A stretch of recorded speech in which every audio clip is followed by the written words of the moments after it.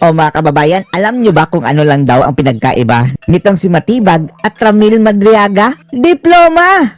Oh, yung isa may diploma, yung isa wala. Pero parehong chismosa mga kababayan. Mahilig sa chismis at mga kwentong imbento ang mga iyan. Yan talaga ang tingin ng political analyst mga kababayan na si Lito Banayo. Na walang napatunayan mga kababayan si Matibag. At lalong-lalo na ang Madriagang ito. Lahat ng pinagsasabi, hearsay! Chismis mga kababayan, panoorin niyo po. Alam mo, ang diferensya lang ni Director Matibag at saka si Ramil Madriaga. Ramil! Siya may diploma, yung isa wala. Yung siya 29 years. So, ang ibig sabihin, pareha silang mga kriminal. Kriminal kung magsalita at pag-isip mga kababayan. Diyos ko. Pareho makakating labi. Oh. Si Matibag, nagkaroon lang ng diploma at posisyon sa gobyerno mga kababayan. Samantalang si Madriaga, ando nakakulong sa bilibid. Punta naman tayo sa impeachment. Yan, pag-usapan Ay, natin to. nako. Kasi sabay din itong impeachment yung paglabas ng survey na kung saan lalong tumataas si VP at si BBM lalong bumababa. Kaya nga yung ginanap ang impeachment mga kababayan, nag-convene na sila. Eto mga kababayan, parang nakatulong pa sa kasikatan ni VP Sara mga kababayan dahil habang nagpe-present ng mga kagaya ni Madriagang mga witness, kagaya ni Matibag, lalo lang nakikita ng mga tao na talagang imbento ang pinagsasabi ng mga prosekusyong ito. Sa tingin nyo po, sa inyo muna, mahirap magsalita dito si Seth. Oo Sa Boss tingin, na lang si patron natin. sa tingin nyo po, itong impeachment na nakaraan, Kasalukuyan. itong mga tatlong witness, nagkaroon po ba nakaraang ng epekto sa kay VP Sara na mabawasan siya? Dito sa Etong mas nga ang rating, di ba? first article, walang ano Unang-una, bakit inilista ng prosecution si Zulaika Lopez, Yusek Zulaika Lopez? And kanilang later on, witness, binawi. diba? Pagkatapos, inatras nila. Bakit? Kasi nung Bakit? nakita ng tao yung footage na talagang inaapi. Ngayon lang dati kasi pinapakita yun lang galit na galit si VP Sara, yung bugso na Although mga kababayan tayo ngayon ha, nakita, marami sa ating mga Duterte supporter mga kababayan, alam ang totoong pangyayari. Pero mayroon din mga iilan na hindi alam ang real story mga kababayan. Pati nga si Matibag. NBI pa yan mga kababayan ha. Hindi nga niya alam kung ano ang istorya sa likod ng pananapak ni VP Sara sa sheriff. Hindi niya alam na mayroong namatay sa baha mga kababayan sa flash flood. Akalang siguro nang yan na direkta lang nanuntok si VP Sara. How much more itong mga ordinaryong tao mga kababayan na umaasa lamang sa balita. Kaya talagang importante mga kababayan na ilatag natin ang context. yung si Zulaika Lopez pala una pinatay ang ilaw doon sa detention Pinatay center ang niya. ilaw. Pangalawa, ililipat siya sa correctional sa 10 oras ng gabi, no? Detention lang yun, di naman siya kriminal Oo nga At di ba itong mga buaya mga kababayan mahilig silang yung kanilang iko-contempt tapos ilalagay nila sa city jail. Ang mga buisit talaga. Sana magkaroon ng ruling dyan ang batas Korte Suprema na yang pinapakontempt ninyo dyan sa Senado at sa Kongreso. Huwag nyong ihalo sa mga convicted na mga kababayan. Dahil hindi naman yan convicted Pinag-initan nyo lang Iiyak. Pag nung nakita yon na ng taong bayan na kaya naman pala sumiklab ang galit ni VP Sara VP Sara. Duterte. Kasi tao yan di ba? Matagal na niyang kasama. So ngayon, pag hinarap nila si Zulaika Lopez at umiyak din at kinuwento yung detalye ng ginagawa sa kanya doon sa Batasan Detention Center, lalong magsisimpati ang tao. Kaya pinansilan nila. Di bali mga kababayan. Ang gagawa ng testimonyang yan, si VP Sara Duterte na. Madi-disprove yung kanilang allegation na grave threats and inciting to sedition. Kaya hindi na nila tinawag. No? It's an admission of failure on their part. So, ako tingin ko, wala. At least itong first article, itong article nito, yung sa grave threats, walang epekto. In fact, Wala talaga. Mas Nakuryente pa sila mga kababayan dahil pati si Virus nadulas ang dila mga kababayan. Sabi niya, di ba hanggang sa ngayon walang napatunayan na nagkontrata ng assassin si Sara? O galing mismo yan kay Virus ha? tumaas pa Oo. simpatya. Kaso lang may karga. So, paano natin ma-justify na kailangan pa rin natin siyang i-impeach? Wow! Oh, ayun, napagalitan mga kababayan si Virus na wag kang magsalita ng mga patapos na as if naman talaga yung purpose mo, pa-impeach talaga si VP Sara. Pag impatas ka, na-call out. Kasi VP Sara. Kapag Si 0.01 ang nakuha sa survey sa Virus mga kababayan. Sa tingin talaga ni Virus mga kababayan no, na kapag ma-impeach si Sara, mananalo na siyang presidente. Ang rating niya 0.01. Mas mataas pa si Torre na 0.1 mga kababayan. 0.0. po doon sa Talaga. witness, especially itong ating Mas mataas pa ng 10 beses si Torre. 0.1 si Torre eh. Si Virus mga kababayan, mayroon pang 0 pa talaga after sa point mga kababayan, 0.01. Por Diyos por Santo. galang-galang. Uy, ng pinakamamahal na direktor ng pelikula ata to, hindi direktor ng NBI to. Oh, Si direktor ng mga chismosa. Kontak ninyo, ang sabi niya, hindi na daw siya nagpa-imbestiga. Paano pa sila naging NBI mga kababayan, National Bureau of Investigation, tapos mayroon siyang sinabi na yung mayroon ng instance na hindi na siya nag-imbestiga dahil sa tingin niya talagang guilty na, consummated na. Ang mga walang hiya. NBI Director Matibag. Sumated mong po mukha mo. masasabi nyo sa kanyang Performance. performance? Performance at Siguro promises. nag-arkitekto siya, nag-drawing na lang siya, fine arts. Chismosa na lang. Sa kalye mga kababayan. Oh, tanggalan mo yan ng ranggo mga kababayan dyan sa NBI. Chismosa na lang ang natitirang title ni Matibag. Mahilig sa drawing eh. I mean, una. Mahilig sa drawing. Meron na raw sila na-identify na 20 posibleng hitmen. Halatang halata mong nambobola eh. Nambobola. Oo nga no. Correct. That's the right term, nambobola. Halatang halata pa mga kababayan pambobola. Plucking out of thin air, no? At yung hitman daw, security, VP Security Group.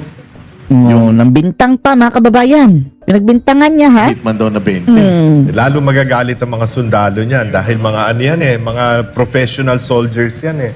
Sipin mo sasabihin mong hitmen sila. No. May nakita ba kayo? Palpak na palpak. Palpak na palpak Puro si yabang Matibag. eh. Alang laman. Puro yabang. Sabi ko nga nung pinapakita Puro ko yabang. Alam mo, ang diferensya lang ni Eto na sinasabi natin ang diferensya ng Lina ni Madriaga. Dr. Matibag at saka si Ramil Madriaga. Siya may diploma. Yung isa Diploma. wala. Isa 29 years old. Diploma. Hello. Diploma lang ang lamang mga kababayan. Pero medyo parehong mga matatabil ang bunganga. Ating kagalang-galang na Sarap makinig sa patron eh. Senator Judge. Hindi siya pwede Oo nga eh. Senator, Makinig. baka pwedeng sagutin ni Senator. Parang nasa hearing lang ako. Sino ba yung napagalitan nyo ron? Sino ba yung maingay? Yung maiingay doon. Yung Sino kayo? Yung sina sila Kapuna? prosecution kasi nandun sa... Wala kasi silang galang mga kababayan kay Senator Robin yung mga mga kababayan prosecution. Ang babastos. harap. Yun sana pakiusap ko sa impeachment court na maagap din sila sa mga ganon. Kasi Maagap nadidistract eh. Kasi kung mapapanood nyo, naputol eh. Napa-English nga ako eh. Wow! Interrupted. I was interrupted. Baka hindi sila nakakaintindi ng Tagalog. Kailangan mo English. Napa-English. Kasi sana magkaroon uli ng pagbalangkas ang impeachment court na pagbawalan yung gano'n. Tsaka huwag sa kalagitnaan nang nagtatanong ka, puputulin ka. Kasi ang hit. Kagaya nung sinigawan siya ni Matsing mga kababayan galit na galit si Senator Robin. Si Matsing, let me finish! Wow! Kung makasigaw ang Matsing mga kababayan, akala niya siya ang bossing. Hirap nun eh. Mukhang sinusumbok yung ano mo eh. Pasensya. Hindi, pero dati meron na palabas, di ba? Nung impeachment trial ni Erap, Presidente, Sina yun yung mga Aquino na babalo mga kababayan. Apo ata yun ni Kurikong. Mga bastos yun kaya napalabas. Erap, si Miriam ang tumindig at pinalayas yung yung mga nagtatawa. Kayo dati. Nagngingisihan. Natin si Senator. Pinatawag yung Sergeant at Arms at pinalayas yung Pero sino unruly. mag-ganon? Pwede ba? Yung ano, i-call out ng judges mga kababayan and then ang magpalayas, yung presiding officer or yung Senate President. Dapat presiding officer. Oo, dapat yung... Yung presiding officer. Hindi pwedeng any senator? Pwede rin. Pero Pwede yung ang presiding officer yung final say. order sa Actually, may nag-react Sergeant at no? Arms. May nag-react. Yung bell ringer, pinagalitan. Yung Oo kay, nga, may kay tanong ako Tulfo na naman. trabaho yun. May tanong ako Kasi ang puntos ko lang doon, hindi naman ako yung mahabang magsalita. Ang mahabang magsalita, yung Sumasagot. Sumasagot. Akala ko Oh. sabihin mo, don't what me. Oo, talagang Pero Senator, pwede mo bang pangalanan yung mga maiingay na yun? mahaba magsalita. Magsalita. Sina Dilima siguro yun. Sina Kapunan mga kababayan dahil umalma eh. Yung napagalitan niya? Niregla siguro ang bunganga ni Kapunan. Sa prosecution nga. Oo, ano sila, grupo sila eh. Grupo silang gano'n. Una na yung lawyer nila eh. Una na Yung abogado. Ang ingay kasi no. yung lawyer nila na... Sino yung makapal ang foundation? Mabagal magsalita. yung tumutula din. Oo. Kaya nag-fake news. Tumutula. Ay, pa yun. Oo. Ay, ba pa yun? Si Atty. Lorna. Oh, yeah, si Kapunan nga mga kababayang maingay eh. Doon, Niregla bunganga. Makakawit. Pero, mga pangit sobra ka naman. Ang pogi naman ni ang pogi mo naman, Sir Jack. Ang papangit nila Sir Jack, no? Pangit ang ugali. Oh, di ba? Gaano kapangit ang ugali? Yan din ang itsura siguro. Siguro lang, ha? Yung dispensa nila Dala kasi... daw ng damdamin, bugso ng damdamin. Hindi, yung kanilang dispensa pang-aasar eh. Oh. Hindi naman tunay na dispensa yun. Oo nga. Halo mo ako. Pambubuli. Hindi naman ako naaasar kasi kahit anong... Hindi ko, asalan ko sila. Kahit anong sabihin nila, ako kasi laging... Ang aking pananaw sa buhay, pag habang pinapansin mo ko, ibig sabihin na apektuhan ka sa akin. So, hindi ako may problema. Ikaw ang may problema. Ito todo na natin, Senator. Di ba sabi mo dati, hindi ka tatakbo sa Opo, politika. Mag-declare ka na kaya para lalo silang magalit. Oo, baka atakihin sa puso. Open. Ano? Open. At tatakbo siya, senador ulit. All out support kami. Number 1 ka eh. Sa survey. Senator ulit si Senator Robin. Senator, speaking of yung mga malalambot ang puso at mga parang pinanganak sa sabsaban. Kasi ganyan yung mga malalambot ang puso masyado eh. Hindi ba kayo nasasaktan kapag naririnig niyo yung sinasabi na Bobo, yung gano'n, yung mahirap kasi hindi abogado eh. Parang ako senador di ako, bali ng abogado. bobo, wag lang baliw. Kasi yung O wag lang magnanakaw mga kababayan. Ang problema ngayon under the Bangag administration, ang daming bobo, ang dami pang mga magnanakaw pang mga bobo. Na akala nila na talagang bilib na tayo sa kanilang mga pinaggagawa mga kababayan, no? Yan talaga ang tingin ng mga ungas na to. Hindi man makakasakit yun. Oo. Hindi, bilang isang Pero yung baliw, senador. yun ang mahirap. Bilang isang senador, kasi Opo. di ba, lagi nababanggit yan, nabanggit ni Senator Marcoleta yan.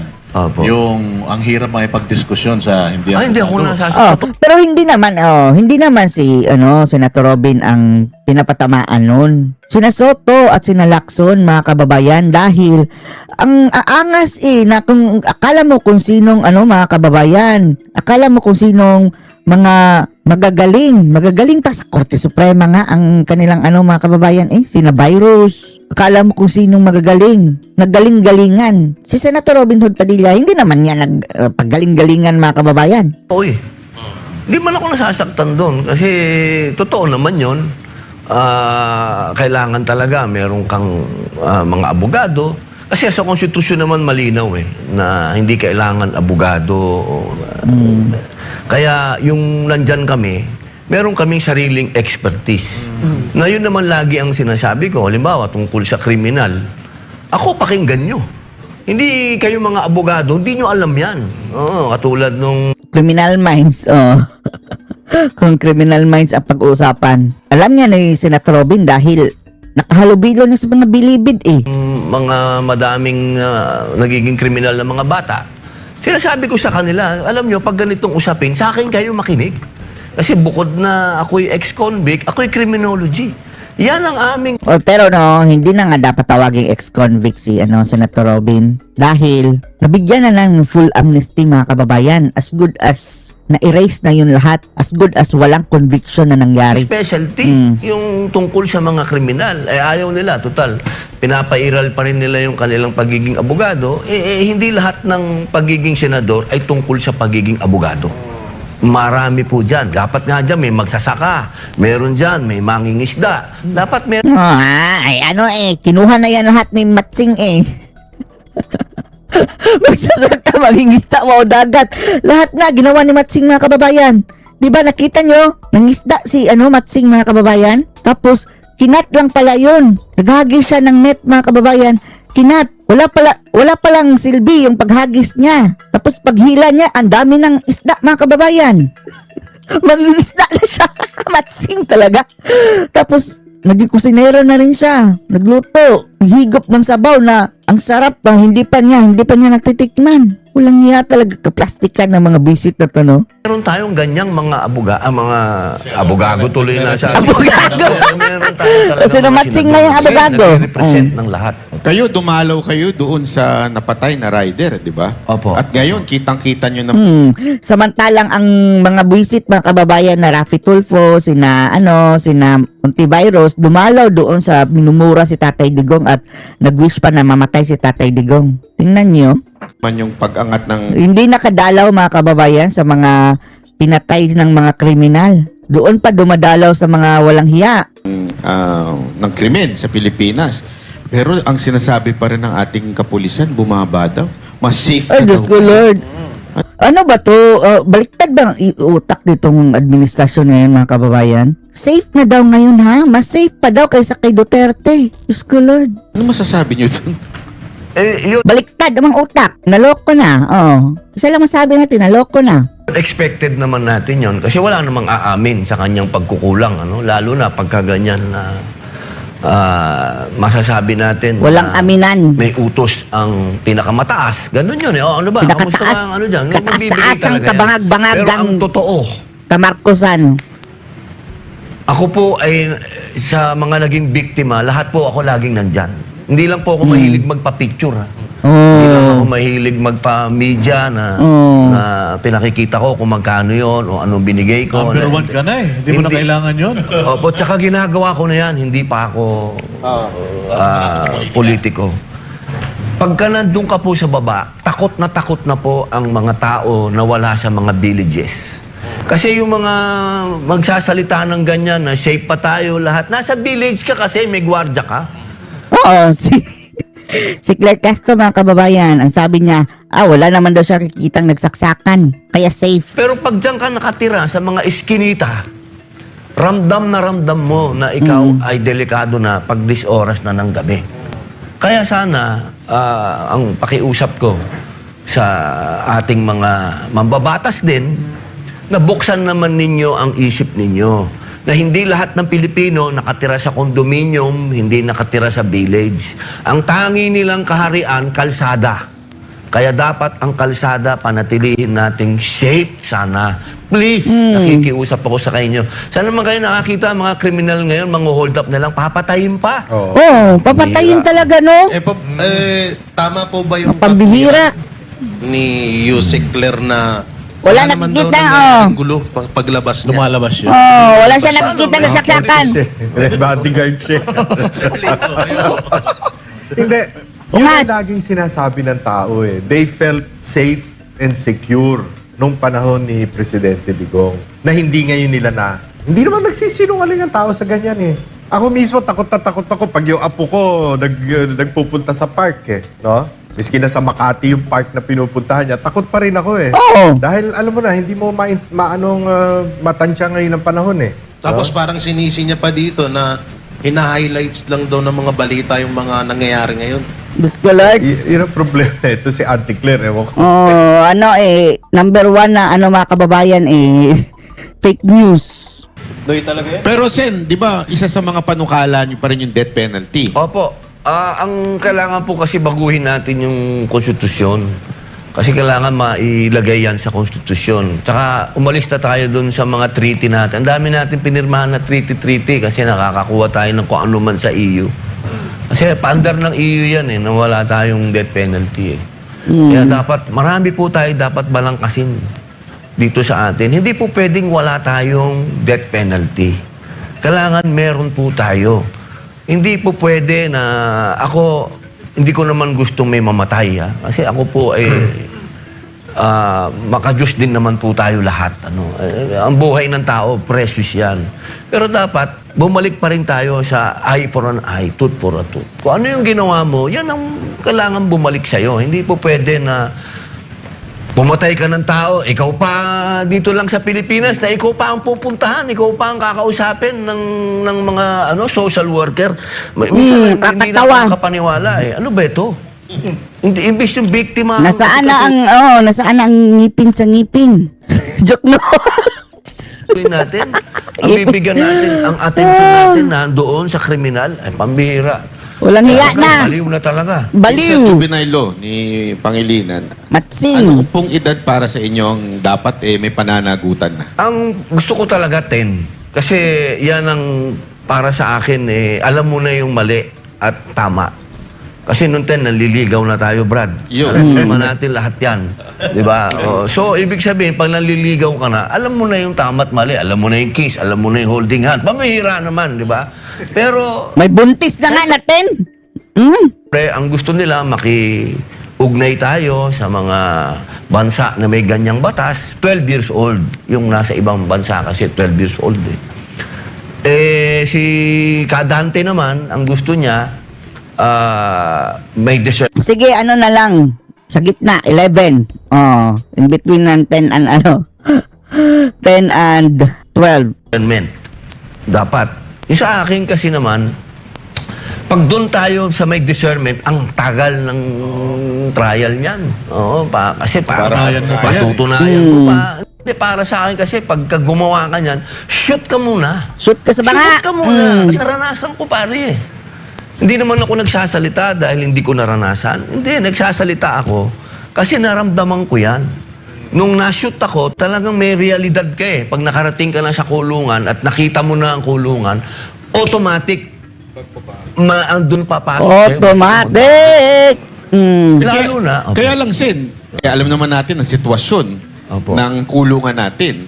Bilang ex-convict, sa tingin niyo po ba, mare-reform itong mga makukulong o lalo lang magiging tarantado? Nung pumasok, Pero yung mga bata, mga kababayan na ikukulong, dapat mayroon talagang sariling kulungan na hindi nakahalo, mga kababayan, sa mga matatanda kasi ako na sa Bilibid, preso. ang inabutan ko talaga doon, magulo. Pero nung nandun po tayo, nagtayo tayo ng therapeutic center sa loob para sa mga drug addict, sa mga drug offenders. Marami din po tayong ginawa doon Sa loob, hindi naman po tayo nagpalaki lang nung anuman doon. So, ibig ko pong Nagpalaki sabihin, ng kapag juvenile ang pinag-usapan natin, dapat may juvenile detention center tayo. Huwag nating dalhin doon. Huwag silang isama doon sa mga hardcore. Pero dapat nakikita nila. Kumbaga, ito yung Juvenile Detention Center, ito yung New Bilibid. Nakikita mo ang pupuntahan mo kapag hindi ka pa nagbago. Kasi eye-opener din ng Muntinlupa Pag nakita mo din ng Muntinlupa na nung panahon kasi ni Digong, ang maganda nung panahon ni Digong,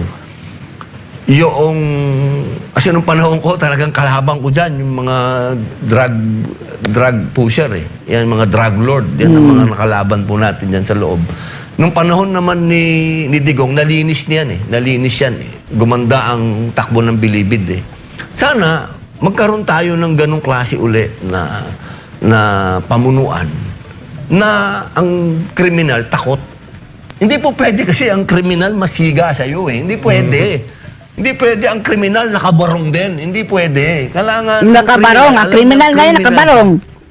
Hindi dapat ang kriminal, ang pakiramdam niya, mas congressman din ako. Iba yan. Sir Liso, Mga kriminal. nabanggit nyo rin sa mga ilang vlog nyo na matagal na rin po kayo na Katulad kay Erap, kay Aquino.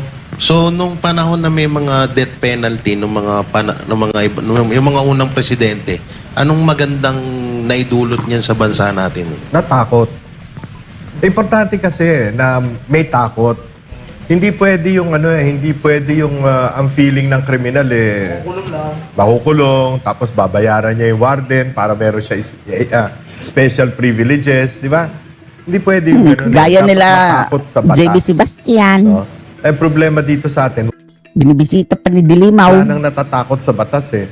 Nakita mo nga yung mga nag-i-slash yung mga truck na galing sa pier, ini-slash, 10 minuto na, di ba yung isang na binidyo? 10 minuto ng pilit na kinukuha. Wala pa pulis na lumapit eh. Mano bang may tumawag sa pulis at, meron nun nanakaw doon. Wala na. Miski sa Dasmariñas Village, di ba, may nanakawan kamakailan, mga 2 months ago. Yun, napasok pa. Gated subdivision, yung pang-bilyonaryo yun. Ang gusto nyo ng bonus eh. At saka dala rin niya ng kahirapan ng tao eh. Kasi, di ba, kapit sa patalim yung mga iba eh. Walang kakainin yung mga anak eh. Hindi kaya may... Sabi mo? Sir Lito. Napasok na magnanakaw yung Forbes Park? Ano sir Lito? Oo nga, no? Ang mga magnanakaw, mga kababayan na andun na sa Forbes Park. Grabe ka, ha? Nakabili na ng mansyon. Ano ba? Kaya ka. Ano ako yun? Hindi, pero speaking of doon, hindi kaya, siyempre, yung mindset ng mga kriminal, magnanakaw naman din lahat na nasa gobyerno. Bakit kami? Lit-lit lang naman. Tama. Hindi nakukulong. Pati yun, no? Diba? Hindi. Yun na nga. Hindi nakukulong eh, di ba? Malinaw na yung ginawa, di ba? Na yung pera ng bayan napunta sa mga multo. Kung Ghost. halimbawa na, katulad ngayon, Sir Lito, na wala sa ayos yung batas natin, dapat bang ipatupad Wala sa ayos ang death bangag penalty ngayon natin. sa panahon ngayon na, yung leader natin, kung sino pa yung lumalaban sa korupsyon, yan pa yung nakukulong, at kung sino yung... May point ka dyan, kasi iba na ang husgado Sina ngayon. Senator Marcoleta. Medyo delicates. At saka si next mga kababayan, si Senator Cayetano. Hindi naman aabutin ng pag diniscuss natin ngayon yan. Hindi yan, aabutin yan sa isang presidente. Tatagal ng tatagal yan. Tatagal yan. Una-una, simbahang Romano-Katoliko, kalaban ng death penalty yan. Kanya umatras si GMA nun Presidente GMA. Dati may death penalty tayo eh. Di ba yung isang rapist,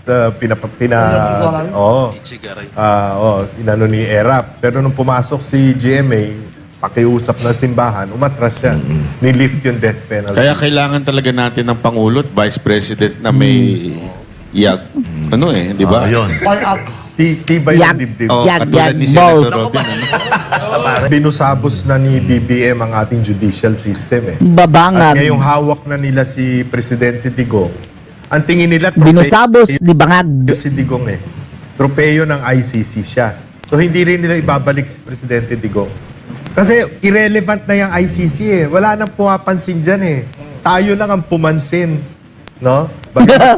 Sabi nga ni Coach Tayo. Oli, laging sinasabi noon ni PBBM at saka ni Boying Remulla na Justice Secretary noon na hindi namin Ungas papansinin yan eh. ang kikilalanin ng jurisdiction ng ICC. Pero, di ba? Isang iglap. Kinidnap nila si Presidente at dinala doon sa ICC. Kapag nawala yung ICC, Sir Lito, at syempre may posibilidad na makalabas si Pangulong Duterte. May sinabi kasi si Ombudsman, Boying Remulla, na kahit na makalaya si Pangulong Duterte, hindi daw nila papapasukin dito sa... Ano sir, siniswerte? Hindi papasukin. Sino sila mga kababayan para hindi papasok si Tatay Digong? Hindi pwede yun. Hindi pwede. Pilipino yun eh. Anong batas ang gagamitin? Bendalo na naman sila. Anong batas ang babasehan nila mga kababayan? As long as you are a Filipino, walang makakapigil sa'yo pumasok sa Pilipinas. Yun yung pagkakasabi niya. May bendalo po tayo, sir. Ha? Bendalo. Sabi niya yun. Hindi pwede yun. Article 3, section. Ano, gagawin mo stateless yung tao? Hindi pwede yun. Sabi nga kung halimbawa yung sa interim release at ibabalik dito sa atin, hindi sila papayag. Nabalitaan nga natin yan. So, ang gagawin na lang ata nila siguro kay Pangulong Duterte, Haharangin nila. nga yung ICC, doon lang din ulit sa dahigo kaya sa ibang bansa. Hindi pwede yun. Focus na. Walang batas mga kababayan. Tingnan mo ng anong basis nila. Anong masasabi dito mga kababayan? Post comments below.